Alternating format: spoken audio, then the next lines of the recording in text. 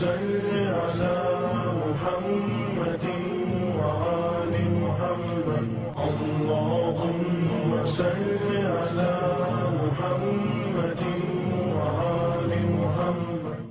बिस्मिल्लाहिर्रहमानिर्रहीम। नाज़रीन सलामुन अलैकुम, मैं हूँ शादाब दी। नाज़रीन, माह रमज़ानुल मुबारक हम सब के लिए किसी बेशकीमती तोहफे से कम नहीं।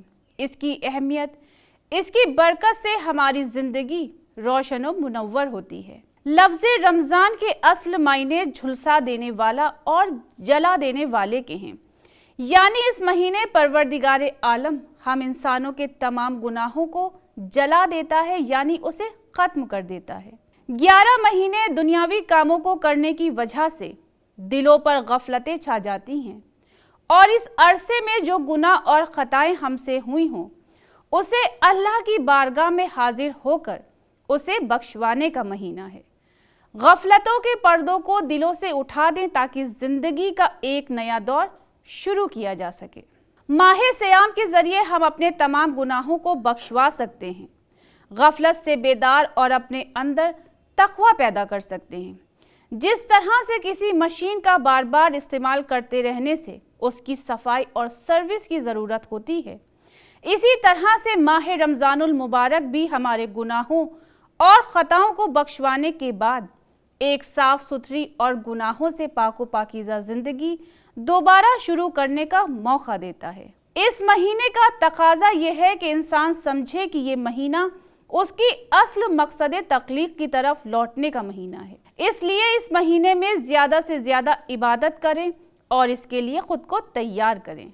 माह रमज़ान मुबारक के शुरू होने से पहले हमें ये सोचना चाहिए कि किस तरह से हम अपनी मसरूफियात को कम कर सकते हैं। इस महीने अगर कोई इंसान खुद को ज़्यादा से ज़्यादा इबादत के लिए वक़्फ़ कर ले तो सुभान अल्लाह, अगर नहीं कर सकता तो देख ले कि कौन से काम ऐसे हैं जिसे बाद में किया जा सकता है। इस महीने सिर्फ इबादत की फ़िक्र करें, वरना हम अल्लाह की रहमत से महरूम रह जाएंगे।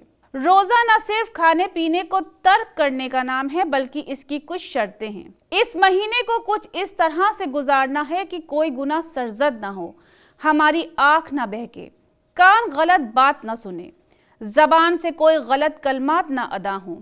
ये मुबारक महीना अगर अल्लाह की खुशनुदी में गुजार दिया तो हम और आप काबिले मुबारकबाद हैं।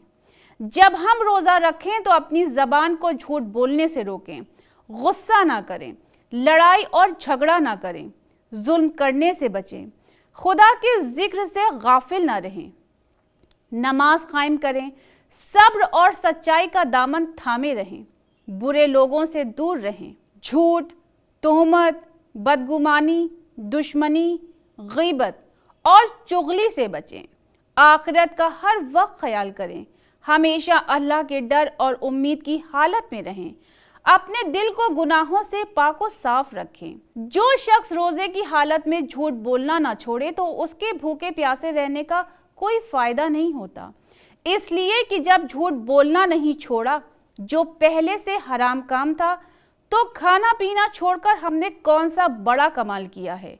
समझ लीजिए जो रोजे की असल रूह होती है वो हासिल नहीं हो पाती। इसीलिए रोजे फर्ज किए गए ताकि हमारे अंदर तक़वा और परहेजगारी पैदा हो सके।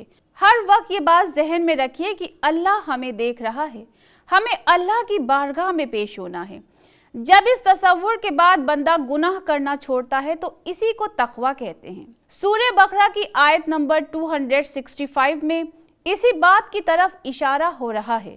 जो कुछ तुम करते हो सब अल्लाह की नज़र में है। सिर्फ एक ही जुमला इंसान की तरबियत के लिए काफ़ी है कि अल्लाह देख रहा है। रोज़ा उसूल तक़वा के लिए एक बेहतरीन ट्रेनिंग और तरबियत है।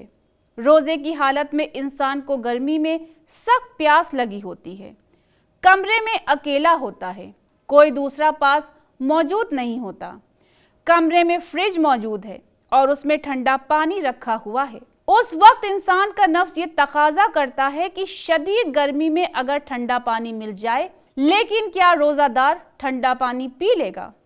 हरगिज़ नहीं। अगर वो पानी पी भी ले तो किसी को खबर नहीं होगी, वो सबके सामने रोज़ादार ही रहेगा। लेकिन इसके बावजूद वो पानी नहीं पीता। क्यों नहीं पीता? اس لیے کیونکہ اسے یہ معلوم ہوتا ہے کہ میرا مالک جس کے لیے میں نے روزہ رکھا ہے وہ تو مجھے دیکھ رہا ہے۔ پروردگار عالم کا یہ وعدہ ہے کہ روزے کا اجر میں دوں گا، کیونکہ روزہ اس نے صرف میرے لیے رکھا ہے۔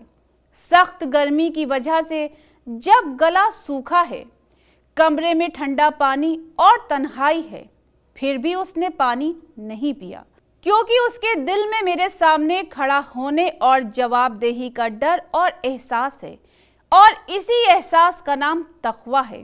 اگر یہ احساس پیدا ہو گیا تو تقویٰ بھی پیدا ہو گیا۔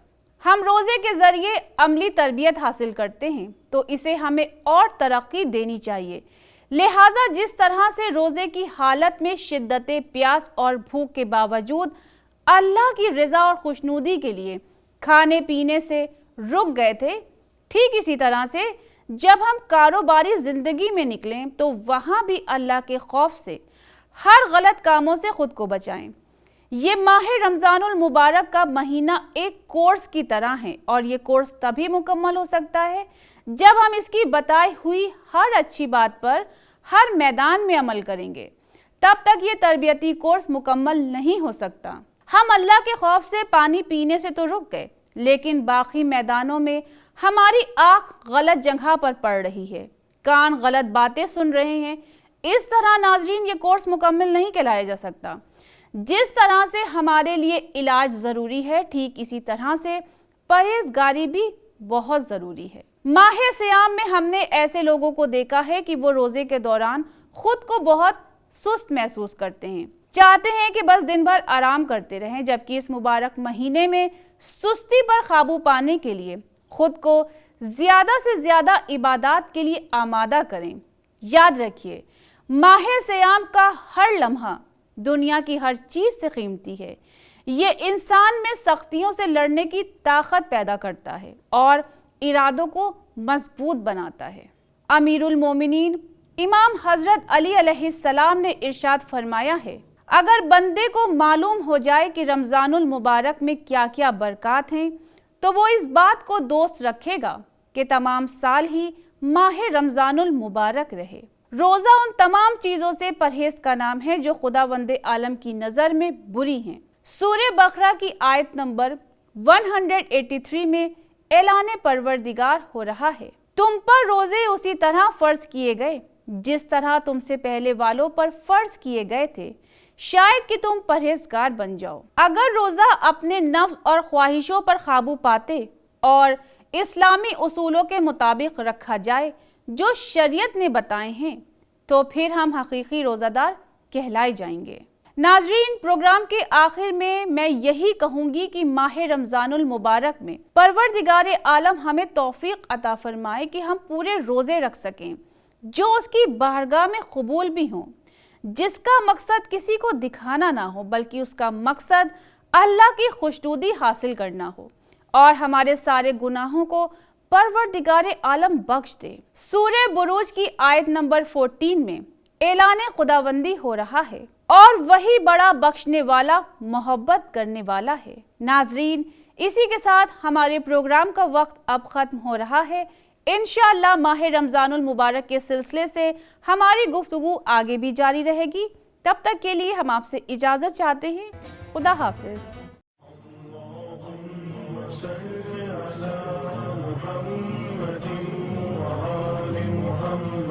اللهم صل